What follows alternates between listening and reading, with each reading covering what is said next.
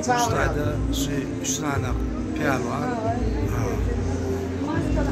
Bir gülük kaltasını yörediyasiya. Ular değişme çıkarayasiyalar. Gelmen bilerdi, tomuş edelim. Oralar üstülü vardı o edelim. Gülük kalta dedim de mi adam? taraf. Kaltanın içinde bırak bağımı. Ken. Ken. Ne var? Soğuk adamla değiş. Barcacığını aytıp ver. Yok, esas yıkıcı zat adamlara şahatlık. Neymiş o şahatlıkta yıkıcı kaltanı açsa bırak okusu var. Yıkıcı kaltanı burada açıp okusan. Ana neymi? Erken qılan da aftırsaydı ol ya.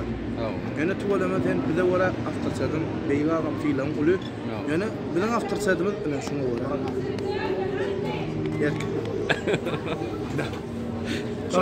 Ödümden halta yalçak olamazsan adımdan bu halta deyip koydum. Berekallah, olaları sülardı ödeyat. Şeyde yak bulunmalı Nehmetçi. Hayrat edin de, varyant yok.